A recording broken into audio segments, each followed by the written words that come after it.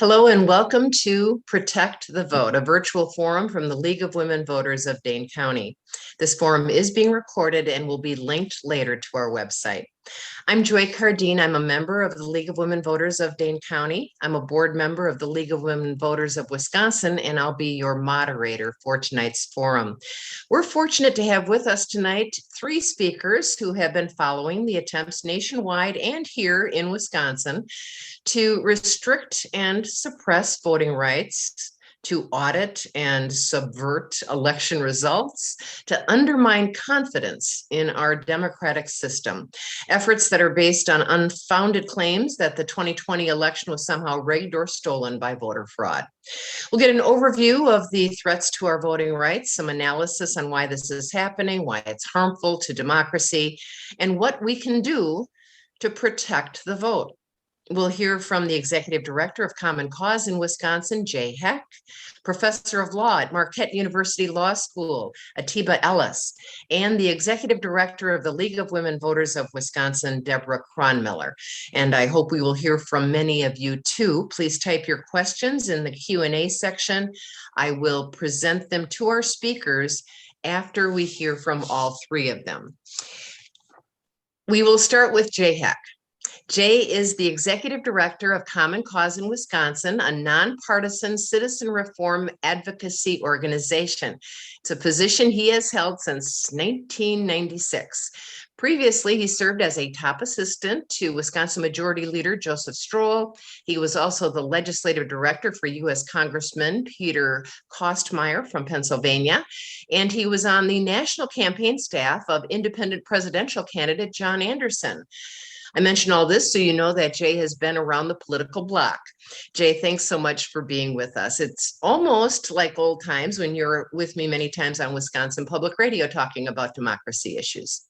Oh my goodness, it is Joy. What a joy it is to be with Joy Cardine and all of you at the League of Women Voters of Dane County. And as Joy mentioned, I go back to when Tom Clark was doing the morning show on public radio. And then shortly after I started, it wasn't long after that, Joy came and became the regular fixture there for many years.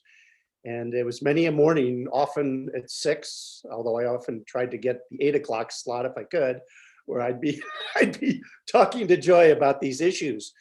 But what is, I think, interesting from that standpoint is the fact that back in the mid-90s, when this all began, when I began and Joy was on the radio, and really up until roughly 2010, voting was not a tremendous problem in Wisconsin.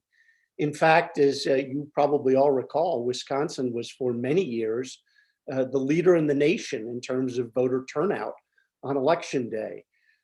We often finished second to Minnesota, which was always a point of great, irritation. But nevertheless, it was a state in which voters participated robustly in all elections, and there was actually a genuine bipartisan consensus that it was a good idea to get more people to vote, that it was a good idea to turn out not only your voters, but to encourage new voters and to get as many people to the polls as possible. And as a result of that, elections in Wisconsin were robust. They were very close. The presidential election of 2000 and 2004 were decided by 5,000 and 10,000 votes respectively.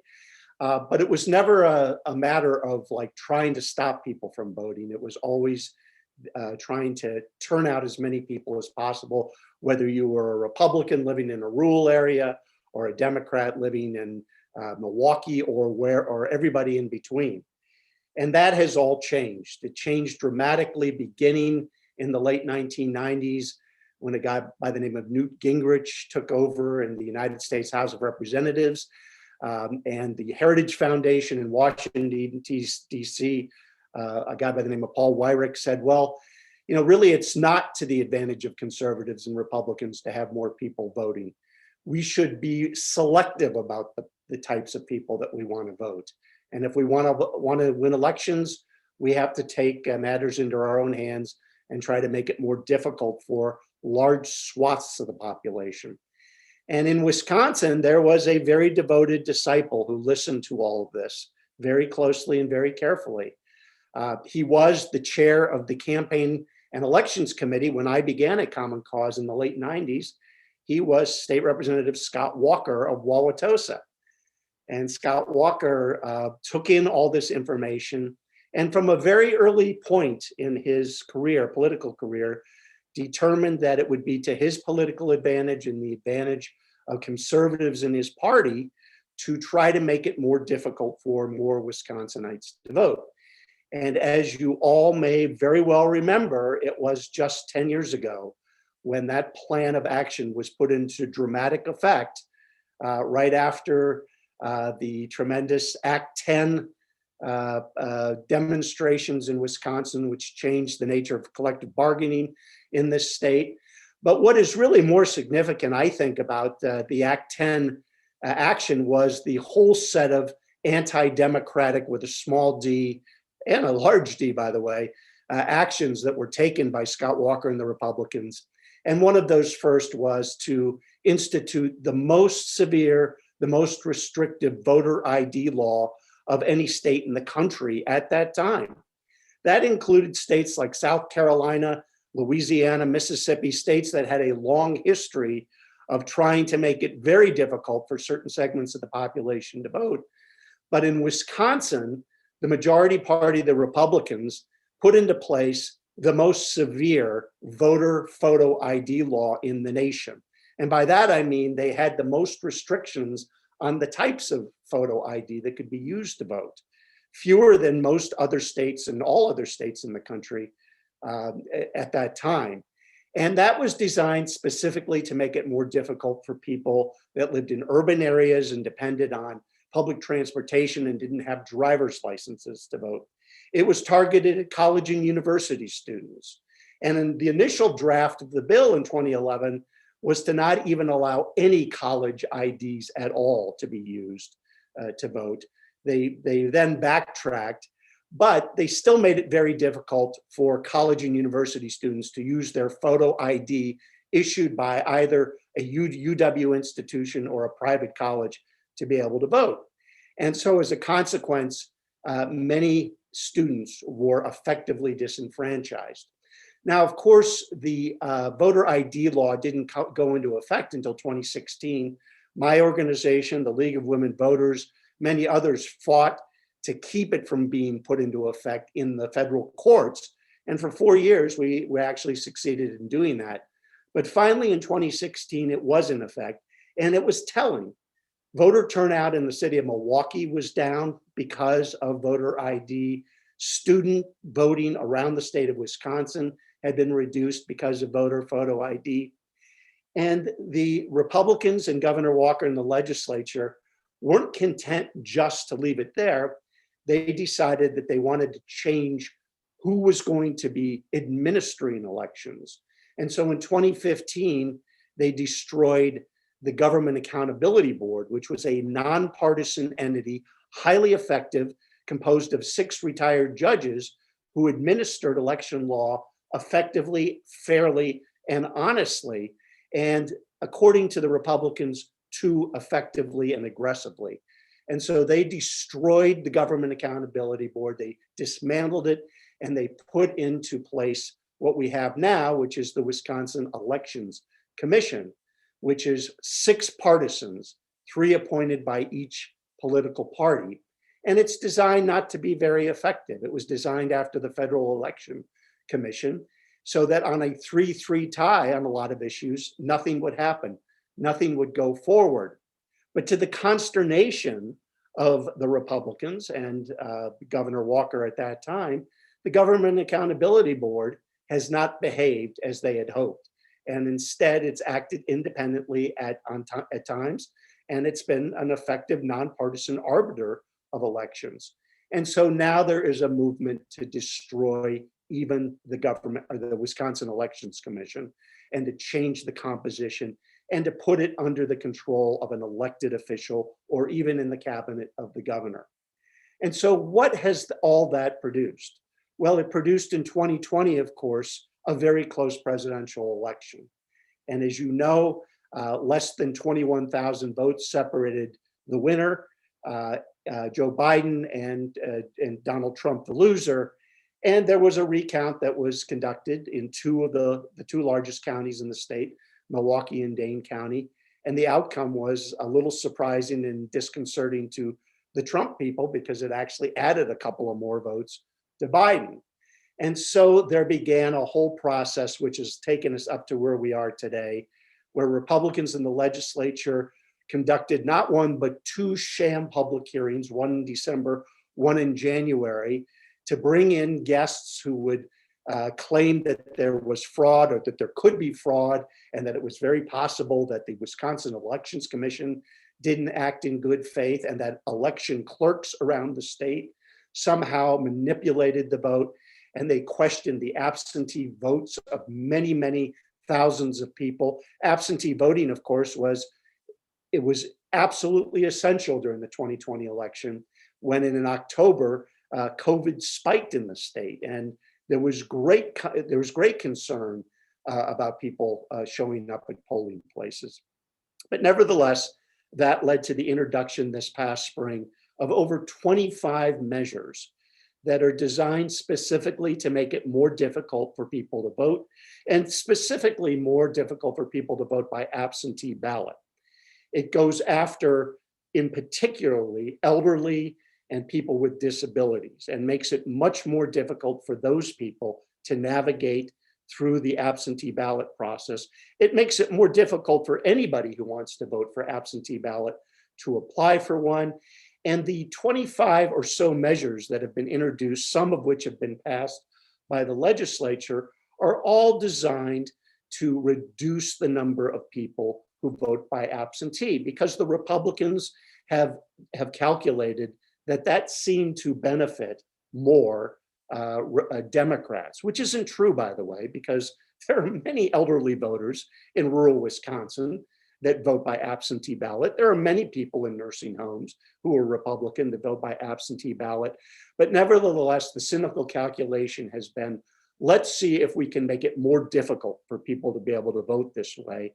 And let's ram through the legislature along party lines a whole series of measures that will make it more difficult. Now, and I see that my time is running out quickly, but let me just say that where we are now is that the governor, to his credit, Governor Evers, has vetoed every one of these measures that have come through the legislature thus far, and has signaled that he will continue to veto anything that makes it more difficult for Wisconsinites to vote. The Republicans know this, and so what they are calculating is that they will try to use these measures not to get them into effect for the 2022 election, but rather to rally their base, to continue to spread the lies and the misinformation about the 2020 election. And of course, that has led to where we are now, not only with regard to the voting measures, but with regard to not one, not two, but three quote unquote audits. Two of them based on a Arizona audit conducted by a group called the Cyber Ninjas, which have proved to be completely and absolutely ridiculous and discredited. But nevertheless, they have a big adherent in the Wisconsin legislature, Representative Janelle Brandtjen of Menominee Falls, who unfortunately occupies an important position. She is the chair of the committee in the Assembly on campaigns and elections. And she went to Arizona to watch that exercise. And she's been in touch with all the folks and the conspiracy theorists and is trying to bring that into Wisconsin.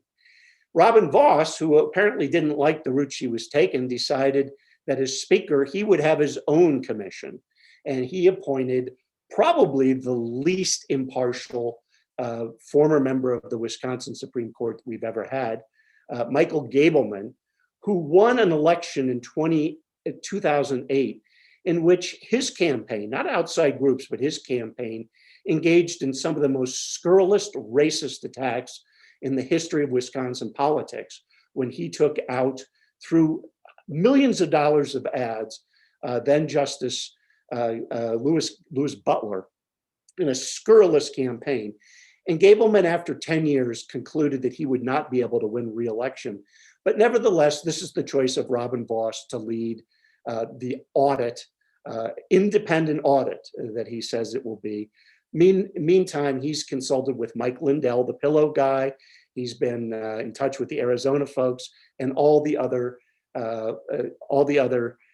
conspiracy theorists about what's going to happen. And then finally, there is a audit that is being conducted, and actually we may get a word on the release of the results of that audit this week by the Legislative Audit Bureau, which is a agency in state government that is staffed by nonpartisan staff individuals.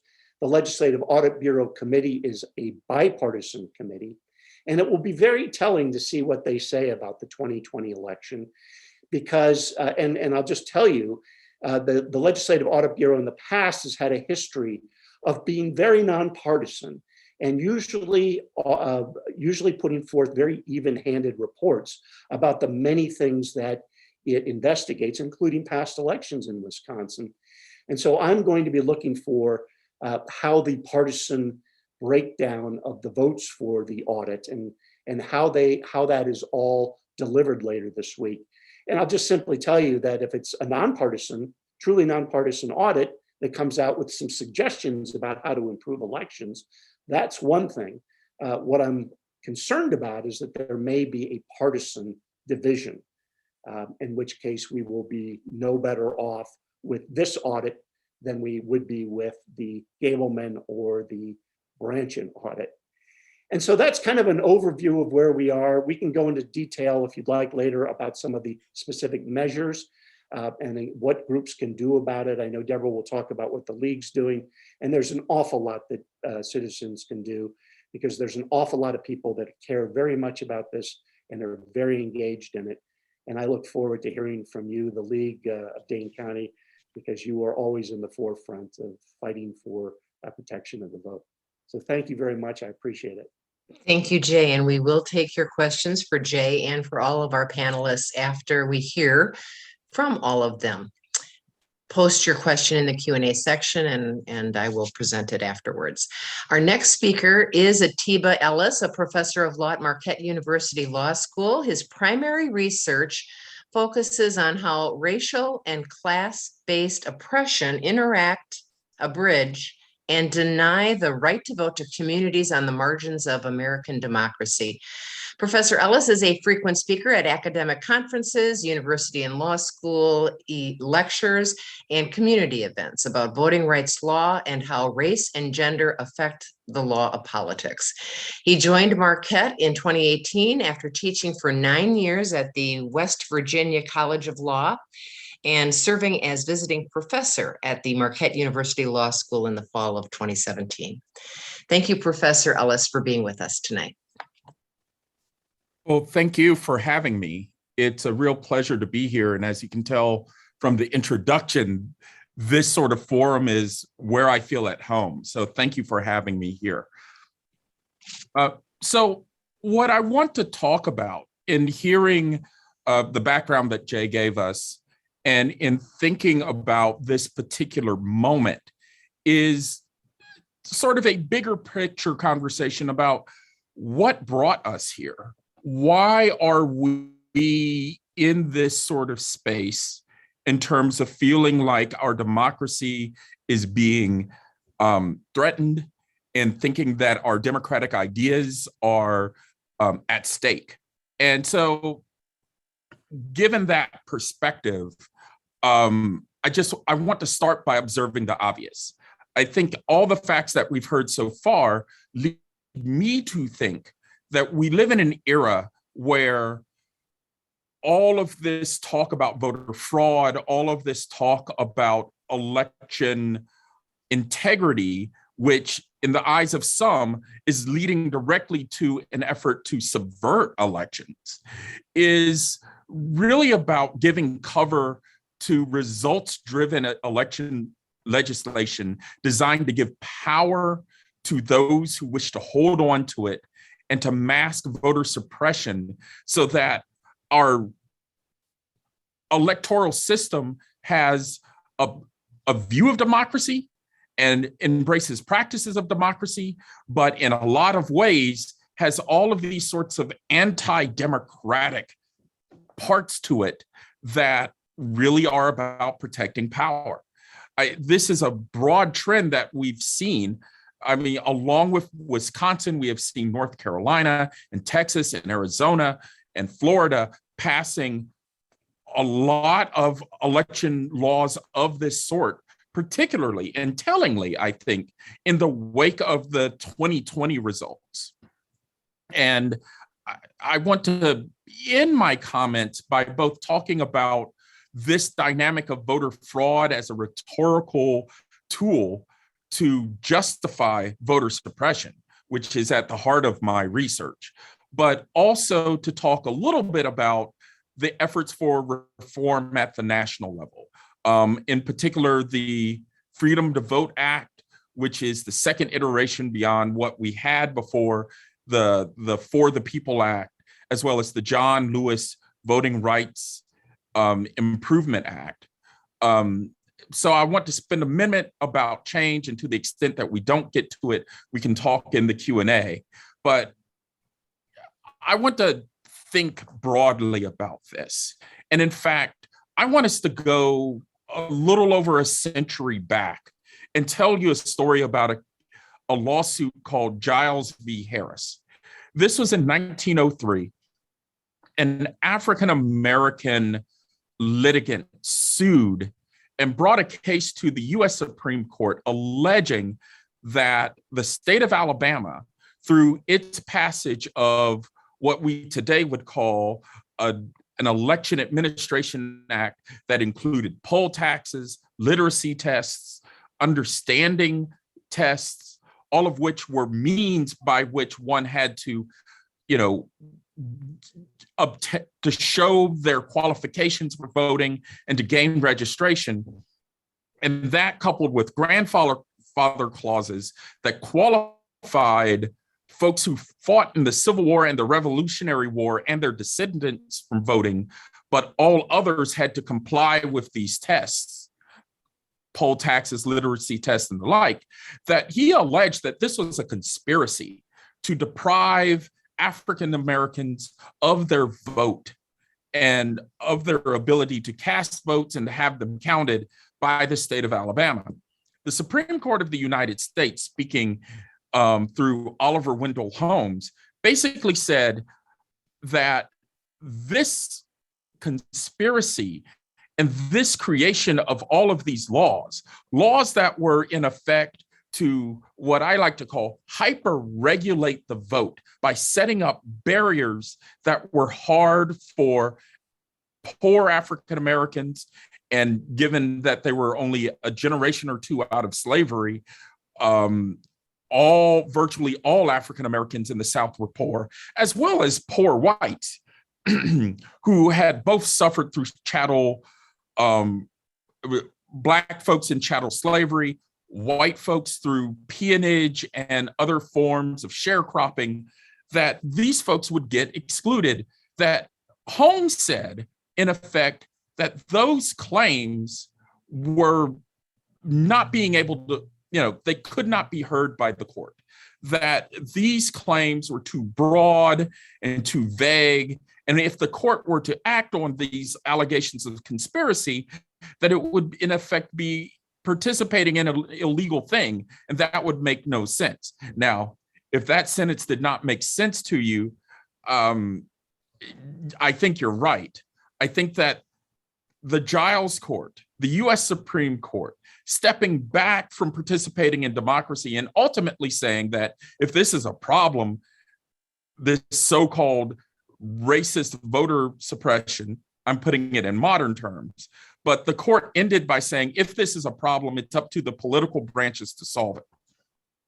Now, I tell this Giles story for a couple of reasons. One, I tell it because if we look a century or further back, we see the same pattern that we see today.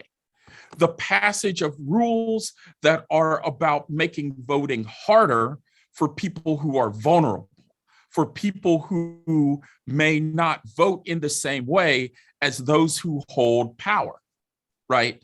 I think there's a historical parallel between the story that we read in the Giles opinion and the story that we just heard about Wisconsin and other states across the country finding voter fraud as a reason for subverting the vote, despite the lack of any evidence of voter fraud, despite the lack of any evidence that Milwaukee or Dane counties, the counties who were specifically sued in the election litigation before the Wisconsin Supreme Court, despite any evidence of fraud, of subversion by a mythical conspiracy of so-called illegal voters and the like, that this becomes cover as a way of producing rules that, as Jay put it very well, in a cynical calculation to believe that if we create elections to be for our voters, we will then be able to hold power. So in a sense, this is a tried and true tool. And what we see in Giles, we see repeating today in this sense of hyper-regulation. And in particular, I think of it as the inherent problem in voting in the way the American republicanism, little r republicanism, sets things up. It defers power over the administration of election to states.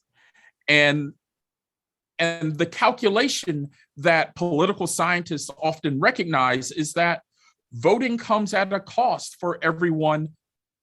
And that is for you or me who are well able to absorb the cost. And then it's for people of color, for the young, for the old, for the disabled.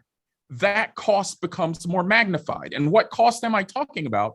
The cost of being able to obtain voter identification, the cost of being able to get away from work to vote during business hours on election day or during early voting, the cost of obtaining all the things that it takes to support ID requirements and to basically jump through all these hoops, right? It was the same strategy in Giles in the guise of poll taxes, literacy tests, and the like. And arguably, it's the same strategy today with strict voter ID rules, with registration opportunities being afforded. And it was a big lesson of the pandemic that the more opportunities we provide, we not only allow people to participate, but we allow people to participate safely, which brings more of a diversity of voters to the voting booth or through mail drop boxes or mail-in voting. But then the cynical calculus is, if we take away those opportunities, we are able to create the voters we want. So we end up in the cynical place that the politicians get to choose the electorate as opposed to the electorate choosing the politicians. So that's one thing. It's an eerie historical parallel. Another reason why I tell the Giles story is precisely because it's the folks on the margins who are being targeted, right? Strict voter identification laws, voter purges that have minimal opportunities for notice and opportunity to cure the purging of one's election status as a registered voter before it's gone, and then there is little opportunity to cure. All of these sorts of things impact people of color, the poor, the young, and the old dramatically. Losing the opportunity to use one's student ID, you're losing the opportunity to have no excuse required absentee voting. Those things narrow the opportunities by making it harder, by elevating what I like to call the indirect cost of the vote. And by using that strategy, we end up trying to constrict our electorate for cynical reasons. Now, what's interesting in American history is that and this gets to a third reason why I'm framing this through the history of race and voting, which is that the greatest corrective to this was, up until the 21st century, the Voting Rights Act of 1965.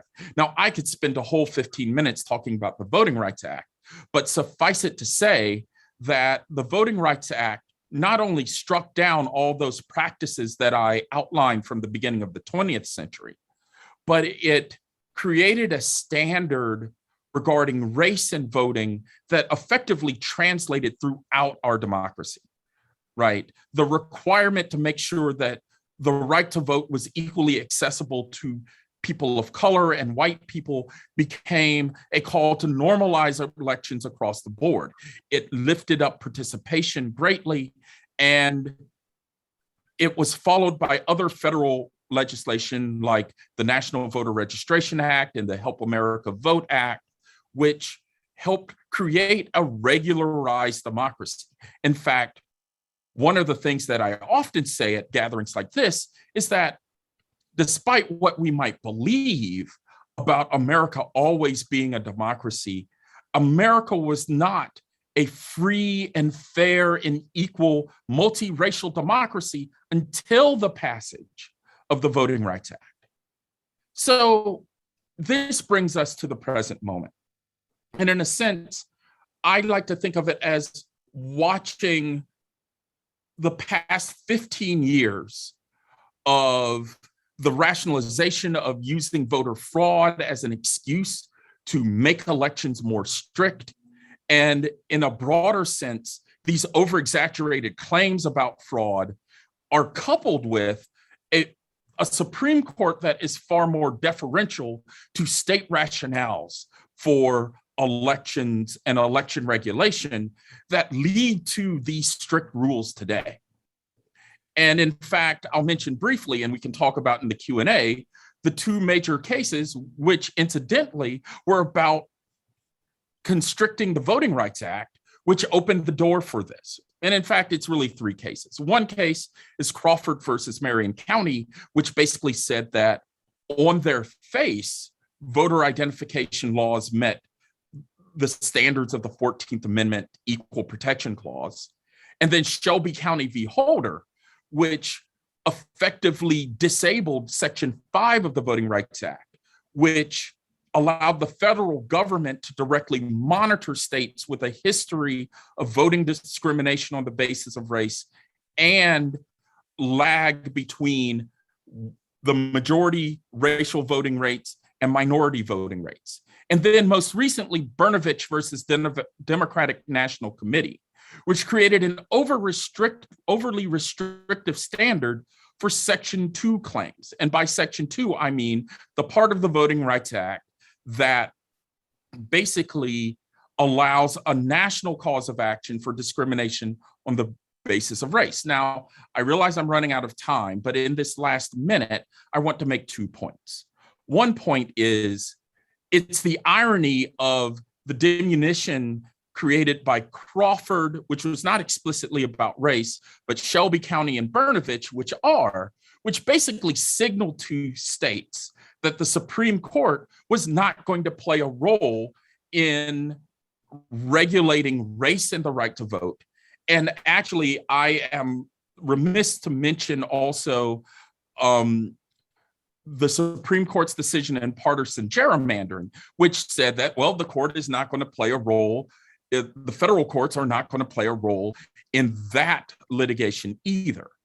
So this is in essence a green flag to the states to regulate on this basis of what I like to call the meme of voter fraud, right? The idea of this picture of voter fraud in order to create overly strict voting rules that dissuade and diminish participation.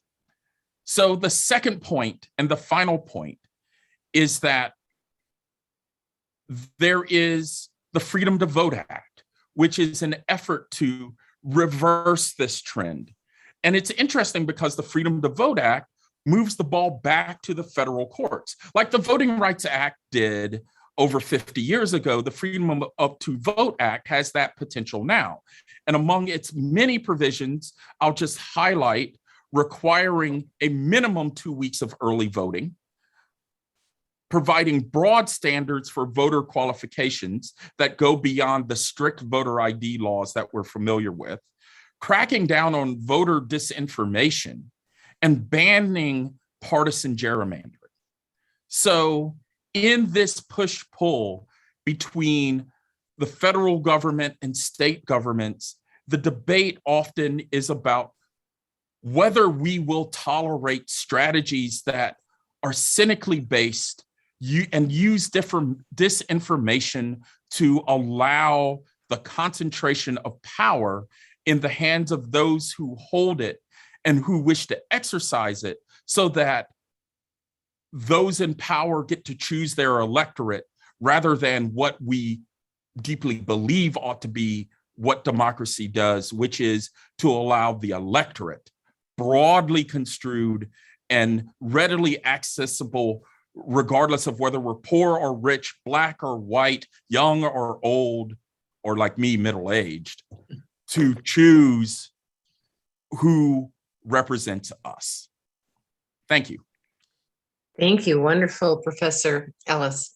Now we are going to hear from my esteemed colleague, the Executive Director of the League of Women Voters of Wisconsin, Deborah Cronmiller. She previously served as president of the League of Women Voters of Wisconsin Board, and she was an active member of the Appleton League. I know how busy she has been trying to counter all of the various efforts to go after voting rights, watching the investigations into the election results, following the status of that national legislation to protect and expand the vote, and staying on top of litigation and advocacy efforts and much more. I often kid her that I don't know if she ever gets any sleep. Deborah, thanks for being with us tonight.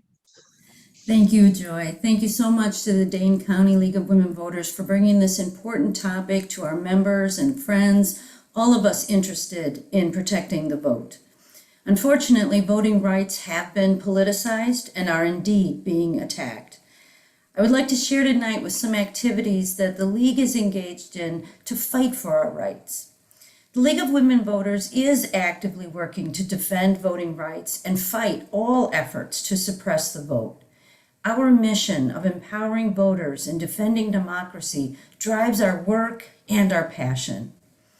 Since much of the assault is originating in legislatures across the nation, let me start with some of the information from our National League about their advocacy. This morning, the National League participated in a rally at the White House themed "No More Excuses, Voting Rights Now." Leagues across the nation are actively working to support a number of key pieces of national legislation that Professor Ellis was just talking about: the John Lewis Voting Rights Advancement Act, the Freedom to Vote Act, and of course for the League, the Equal Rights Amendment. The John Lewis Voting Rights Act will protect critical voting rights in place since 1965. It seeks to eliminate discrimination on the basis of race or economic standing. This legislation challenges those who seek to restrict brown, black, female, and other voices in our democracy.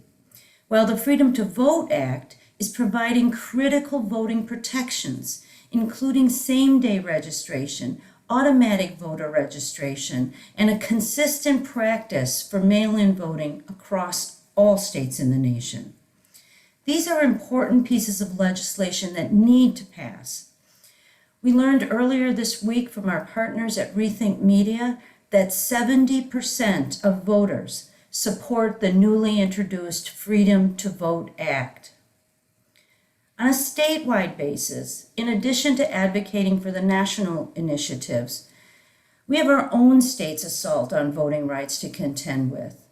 As Jay mentioned, earlier this summer, over 20 bills were introduced to alter voting and elections in Wisconsin on the heels of a November election that boasted the highest turnout numbers, despite being in the unique, challenging times of running an election during a pandemic.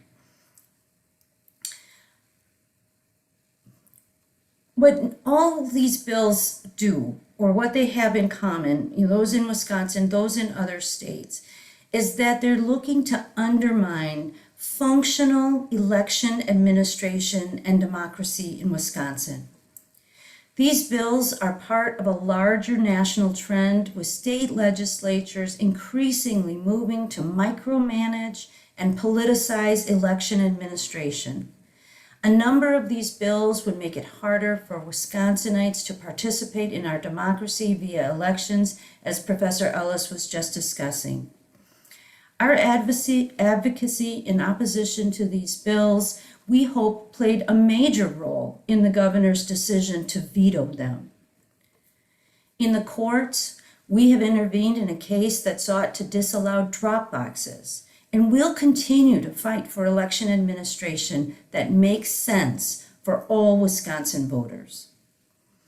Currently, members of the Voting Rights Coalition are preparing for the 2022 elections, including duplicating some of the same poll worker recruitment efforts that successfully allowed most all polling places to open for the November election. Unlike in April at the onset of the pandemic, when many polling places were shuttered due to the insufficient number of workers available. We are working with Clerks and the Wisconsin Election Commission to ensure that poll workers are trained and knowledgeable of the rights of all voters, including voters with disabilities, so everyone can access the ballot. More recently, we've been advocating for those voters purged at the end of July from the poll books. We do not believe these voters were properly noticed, and we feel they should be reinstated. Additionally, we know the data used to create the ERIC movers list has an error rate of 7%. Would you accept your lights not going on 1 in 14 times you flipped the switch? We have made an open records request to help us better understand the location of all those who were purged. Additionally, we are contacting purged voters by text and by phone to provide information on how to register to vote. We are noticing clerks about their responsibilities under Section 6.50 sub 3 of the Wisconsin statutes. Municipal clerks have the power to independently assess what is and is not reliable information. The WEC's own data shows that 16,390 voters, or 7.07%, of the total number of voters on the 2019 to 2020 ERIC list have ultimately turned out to be false positives. This means these individuals never moved, yet they were purged. We are asking clerks to consider this when they see the 2021 to 2022 ERIC data. The League is also actively following the legislature's election review efforts initiated this past summer. Keep in mind that our statutes outline the process for auditing our elections and their results. We know that elections are very organized and secure. We know that on election day, observers from our organization, the parties, and many other interested groups are on hand to ensure that the defined election processes are being followed by our poll workers. We know that both before and after elections, tabulators are tested and audited. These processes are all open to the public to observe, and all of these processes were used to legitimately audit the November election. Today, however, there seems to be an appetite among some people, some of our elected officials, to review this again. Though the legislator called on the Legislative Audit Bureau, a nonpartisan state office, to conduct an audit, the results of which will be released soon, as we heard from Jay, they seem now to also have 2 additional reviews underway. One by the Election Committee's chair, Senator Branchin, and one under the direction of Speaker Voss. The Voss review is headed by former Supreme Court Justice Gableman and has an approved budget now of nearly $680,000 taxpayer dollars. Our partners at Law Forward, in a preemptive move, have drafted guidance to local clerks and county council on how to respond to this highly politically motivated review, recognizing that to date, the information from Gableman's office has been disorganized and in some cases inaccurate. In general, we oppose these sham reviews as unnecessary and wasteful. Additionally, we believe they are a blatant attempt to fuel a false narrative that our elections and their results are somehow in question.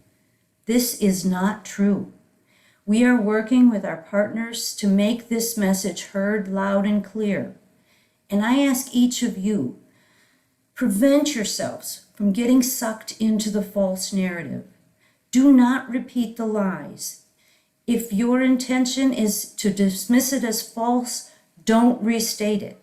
Promote only the truth. Elections are fair. They're free. They're accessible, accountable, and accurate. Finally, I would be remiss if I did not lift up the important work we are doing to end gerrymandering in Wisconsin. Manipulating voting maps to favor one party over another or ensure incumbents retain power is the worst kind of voter suppression. This practice contributes to a level of extreme partisanship that we have seen emerge in the last 10 years. Also, political gerrymandering is resulting in voters not being represented and not being heard by their elected officials. High priority policies of voters are not being enacted because of our gerrymandered maps. The voters want Medicaid expansion, funding for our schools and our children, positive action to combat the climate crisis, real solutions to COVID-19 pandemic, reforms to our justice system to ensure equitable policing, sentencing, and background checks for purchasing of weapons. And of course, we know there's an overwhelming support for fair, transparently drawn district maps. So in addition to our efforts to promote AB 395 and SB 389, and for our legislature to take up the People's Map for consideration, we are also actively encouraging voters to submit a map to the legislature's Draw Your District portal. Now through October 15th, you can submit a map. Let your legislator know that your community, your village, your town, your city should not be divided into pieces so that some elected official can retain their power. Our gerrymandering work is now also pivoting some of our focus to the importance of a fair and impartial court. The same court, by the way, that may need to decide our maps should the legislature and the governor disagree on a set of maps.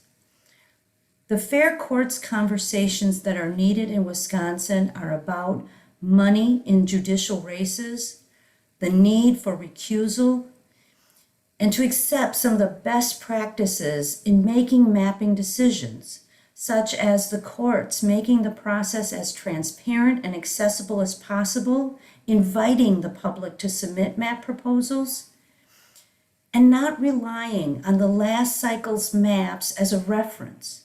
By making only tweaks to the old maps, we know that gerrymandering will be built into the new maps.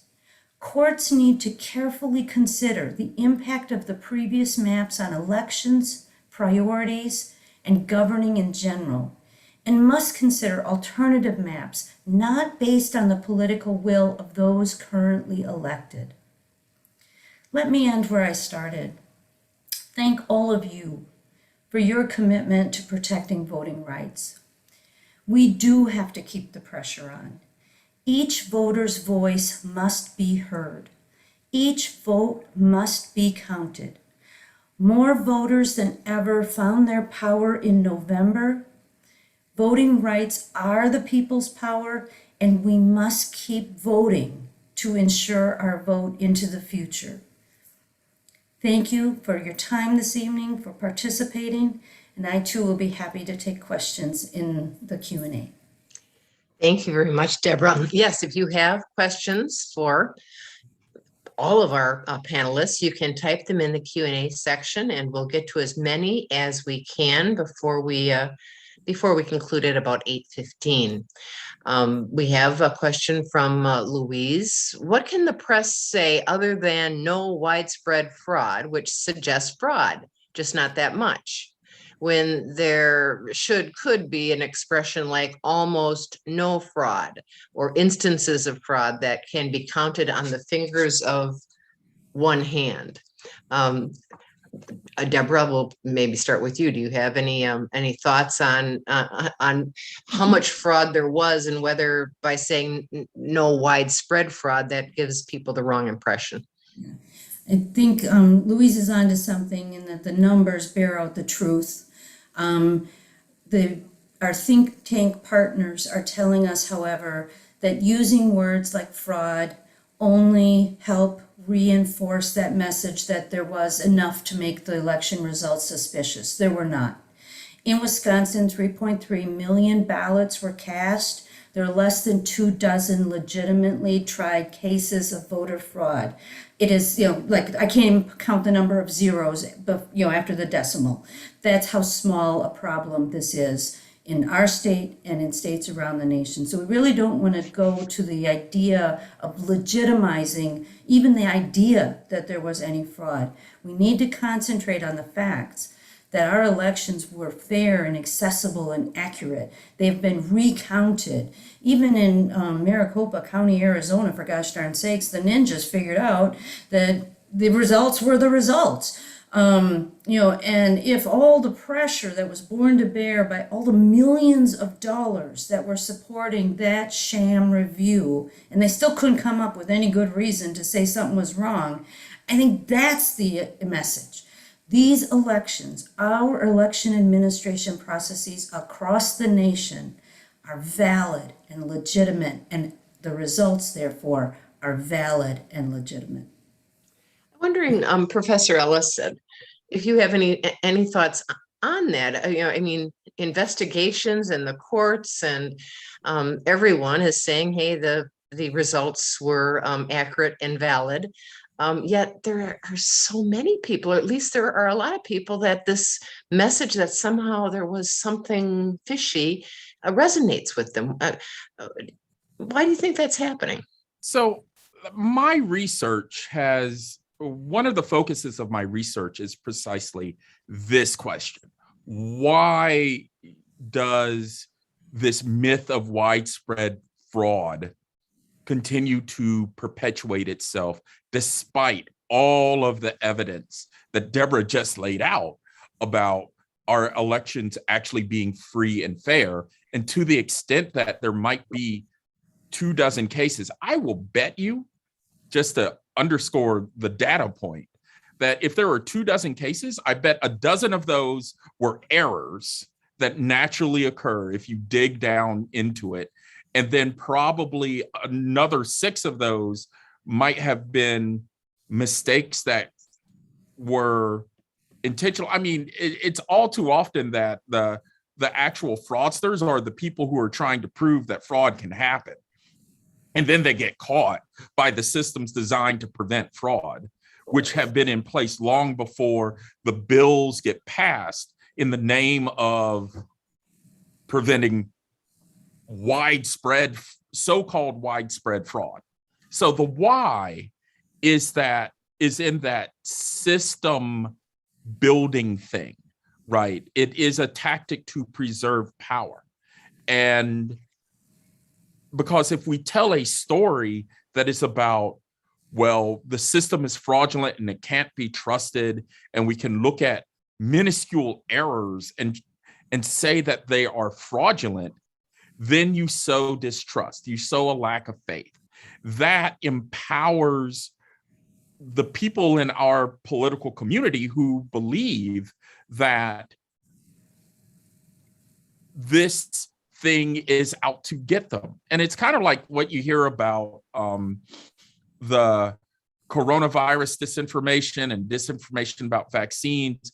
The challenge here is that the election system, like any system, is big and it's complex. And sometimes the results don't make sense to folks who are basically focused on, I identify with my guy, and something that doesn't help me believe in my guy must be some nefarious conspiracy, right?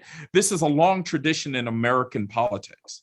Richard Hofstadter, 50 years ago was writing about anti-intellectual traditions that are all about explaining things that are actually complex in simple ways that help people rationalize and then hold on to their power. So, and my research basically says this kind of dynamic happens in and of itself. So in a way, the only way to really combat it, and if I can find that link to that TED Talk, we were talking in the pre-show about the TED Talk I did while I was a visitor here.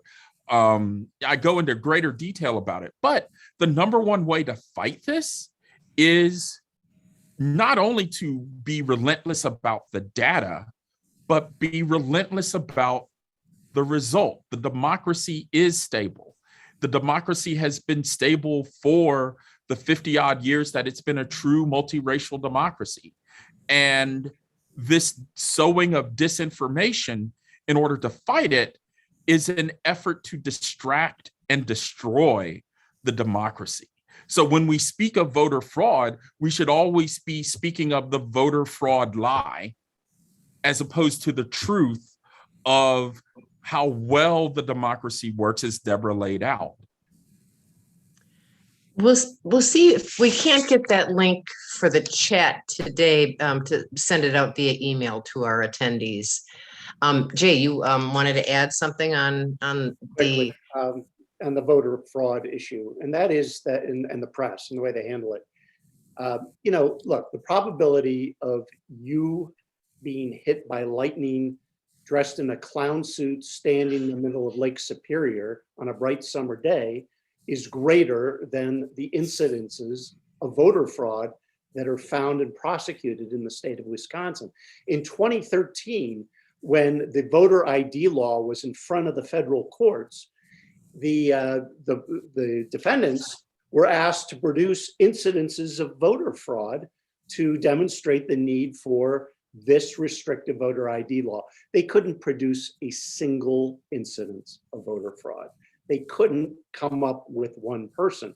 And when people are found to have voted improperly, it's almost it's almost always a case where it was a convicted felon who did not realize that they could not vote right away upon getting out of prison or not finishing their sentence, and they just voted without the knowledge of knowing that they weren't allowed to vote. So it is a total myth. And it's one of those things, and I'll just end with this.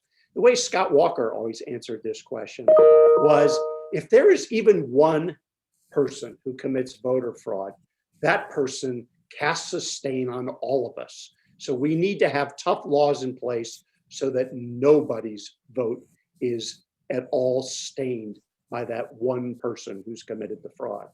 And that's the kind of stuff they get away with. And that's the kind of rhetoric they use. And that's the stuff their base believes. Could I quickly comment on that and say this rhetoric of the purity of the vote has an origin? Whether Walker intended it or not, it's the same thing that segregationists said a century ago to justify excluding Black people and poor people from the ballot box. This is the rhetoric of Giles v. Harris, the purity of the ballot box. So we have to be cynical about that rhetoric too. So, if we zoom out, the voter fraud myth is one piece of a larger anti-democracy propaganda campaign. And that campaign's targets are the folks who the people in power believe will be a threat to their interests, and they justify these laws. So again, it's the same cycle. So we have to be wary when people talk about purity of the ballot box, when they talk about voter fraud, when they talk about distrust and cynicism, and when they talk about results-oriented thinking. A democracy, parties win and lose. As I forget where I got the saying, but if folks aren't talking about how the most important election is the next one, then they want to win by rigging the rules. The rules should be fair, clear, promote accessibility, and promote security so that all of us can make a decision collectively. That is the goal. We have time for a few more questions, so please do. If you have them, don't wait until time runs out to type them into the Q&A section. Sue Ann has a question. How do we check with our local clerks how they are dealing with the ERIC data in our community? So Deborah, do you want to handle that? Call your local clerk and ask what they did. And what they will do, as importantly as what they did. There were tens of thousands of individuals who were purged from the polling books at the end of July, and we are working to take some action to have them reinstated, or at least to investigate whether they need to be reinstated. But we just think that any set of data that we know to be 7% in error should not be the basis on which we make our decisions. We've already heard back from a number of clerks since we issued our letter asking them to, weigh that into their consideration, that, they're small township villages, clerks, they said they know their neighbors. It's easy for them, but they can't imagine the task it must be for, the clerk in Milwaukee or Madison or Kenosha or Green Bay, where they don't know, every person in the house in which they dwell in that community. There was an op-ed piece in one of the Madison papers from Christine Todd Whitman, who was the Republican governor of New Jersey. And she was saying, Wisconsin, watch out, be ready for more voter restrictions and another wave of this because of the reviews or audits or investigations going on. Jay, should we be? Is this going to result in another wave of voter restrictions, and we start this all over again? Yeah, I think what's happening is that the Republicans in the legislature understand that none of these voter restriction pieces of legislation are going to become law. They know that Governor Evers will veto all of them. They also know that they don't have the sufficient majority in either house of the legislature to override the veto. This is all about 2022 election time and running on this stuff and continuing to pump up not only their base, but to cast doubt into the minds of voters all over about the legitimacy of the vote. And then finally, what it's all about is 2024 and the presidential election, because Wisconsin once again is going to be, in the epicenter of closeness, and it's going to be a battleground state, and it's going to be closely contested. So this is all about long-term political calculation. Again, I don't think anybody expects any of this stuff is going to be in place soon, but it's not going to be dropped or forgotten, and it's definitely stuff that's going to continue to be used by the other side to try to depress the vote. The For the People Act, Deborah, you brought up that there was a rally today, no more excuses. Do we have any thought or idea whether the For the People Act has a chance at all, or do we have to go after the filibuster? Yeah, the For the People Act has been it's now the Freedom to Vote Act. Right. I'm And, sorry, I misspoke. For those who know me, you know how optimistic I am, that I always believe the power of the people will prevail, and that there's definitely a chance that our elected officials in Washington will hear the voices of their constituents.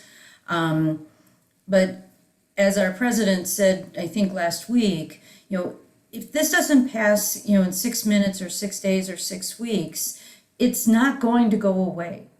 Defending voting rights is, the backbone of our democracy. And we need to keep the conversation going.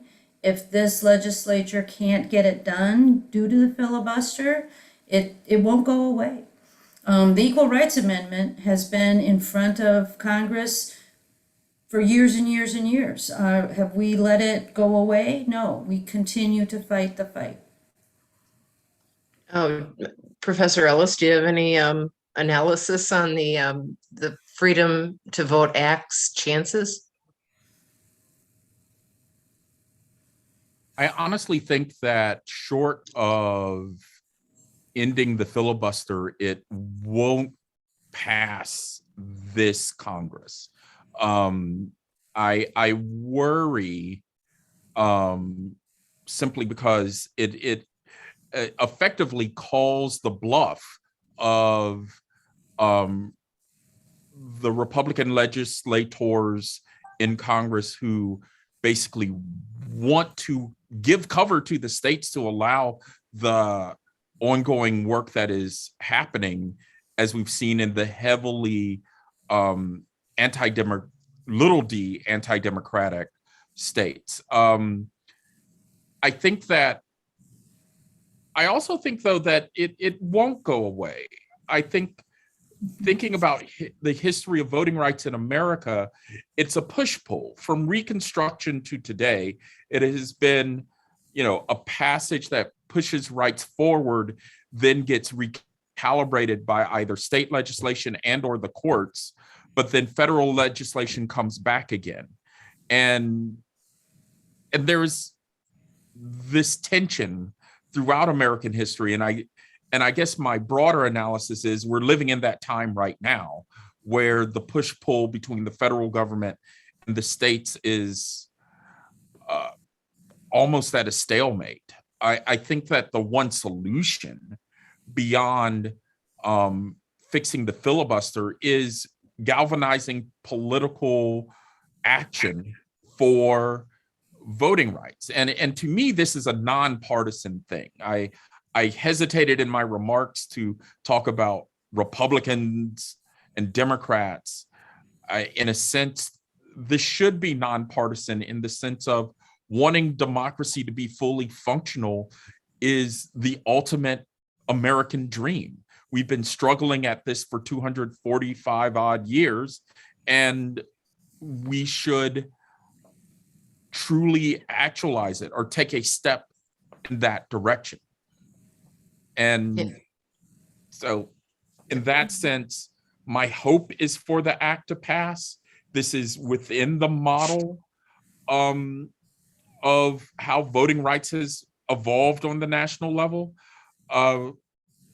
But the stalemate problem is going to be difficult to get over. Jay, you wanted to add?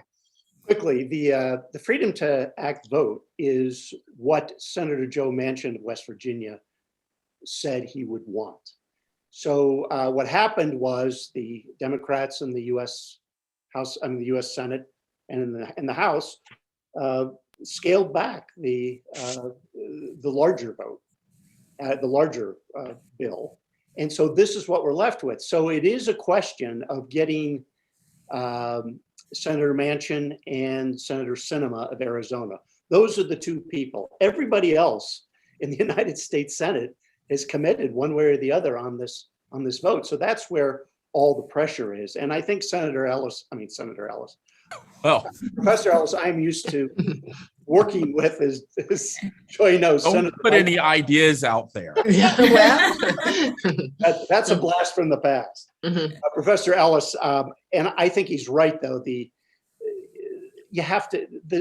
has to be an end to the to the filibuster for this to work, because otherwise the votes just are not going to materialize. So it is going to take a while. Well, time flies. Time for some brief closing remarks from our panelists. And you can, just take a minute or so to say whatever you want, but I wanted to kind of end with what can we do collectively or as individuals to protect and maybe expand the vote? Starting with Jay. Well, first, let me thank you all for having me tonight. What a pleasure it is to be with you, Joy, and with the League of Dane County. What a pleasure it is to meet Professor Ellis, not Senator Ellis yet. Let me just say simply that the good work that the League is doing, that Common Cause and a whole host of other organizations are doing to try to defend against these voter suppression measures is working.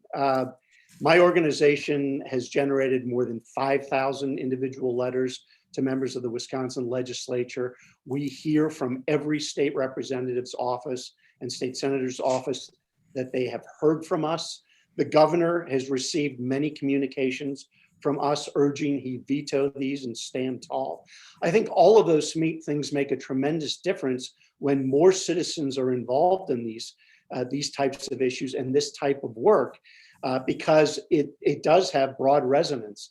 And it is the type of thing that we have to keep up after this legislative session ends, this year, because it's all coming back, as I mentioned before.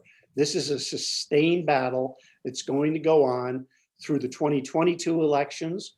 And depending on what happens in 2022, in the 2024 election as well. So it's a long-term battle. I think the fact that so many people care about this, that people are involved, not only contacting their legislators, but writing letters to editors and publicizing this issue.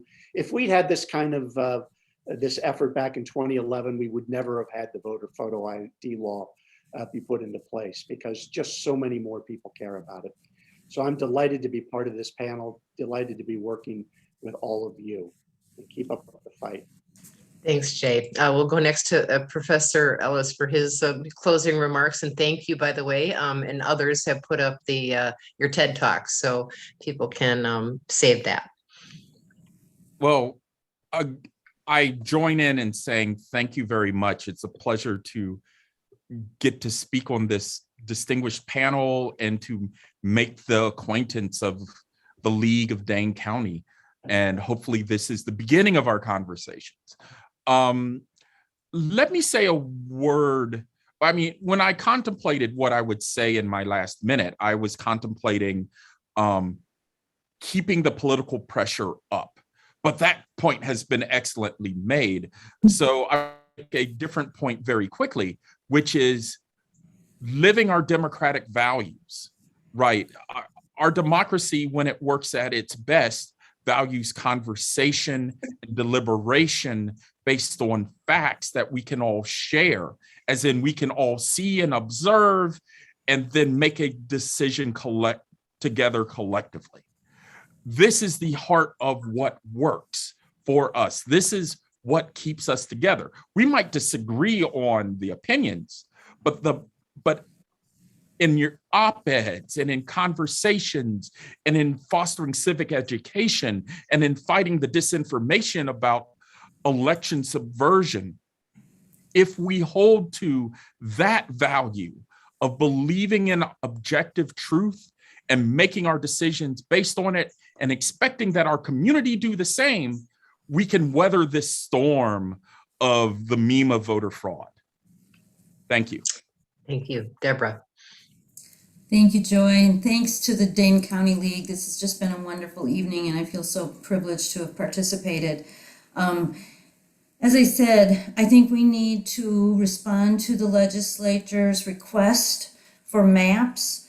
If you haven't already drawn a map and submitted it, do so now. You have until the 15th. I think we do have to start a more assertive discussion about the need for impartial courts at the federal and state level. When we can't rely on that third branch of government to be the impartial branch, and they become just like our executive and legislative branch and our elected and prone to the partisanship that comes with elections. We've lost that impartiality, and that's critical to retain that. As Jay said, I think it's really important, keep responding to our calls to action. Contact your editors of local newspapers. Make sure that this message is being heard broadly and by anyone's ear you can grab. I think we have to continue to demand transparency. So much of what is happening in shadows, and we need more sunshine. And every hearing, every testimony given to a committee needs to be open to the public and needs to be heard by all, and not secretive and not just for the ears of some. That's how we breed this hyper-partisan kind of climate that we're in right now. And then I would suggest that anyone who's interested participate on October 30th in the state's issues briefing. We will be taking on some of these very heady topics head on. You know, how do we ensure one person, one vote? Maybe that's through national popular vote. How do we get that? But there's a lot of discussion that is ongoing and needs to continue. And the more facts we can arm ourselves with, the more capable we are to persuade and to ensure the power of our voice is actually being heard. Thank you. Thank you to all of our panelists. Deborah Cronmiller, Executive Director of the League of Women Voters of Wisconsin. Professor Atiba Ellis, he is a professor of law at Marquette University Law School, and Jay Heck, Executive Director of Common Cause in Wisconsin. And thanks to all of our attendees as well for being here and for caring about democracy and wanting to protect and expand the vote. Our next forum from the League of Women Voters of Dane County will be Kicking Carbon to the Curb. Ordinary people doing ordinary things. That's going to be on Tuesday, November 9th at 7 p.m. I think we already have a link in the chat that you can look at to register on. We'll have that link on the League of Women Voters of Dane County website as well. On behalf of the League of Women Voters of Dane County, I'm Joy Cardine. Thank you all for participating. Good night. Thank you, Joy. Thank you. Thank you. Thank you all. Good night. Good night. Good night.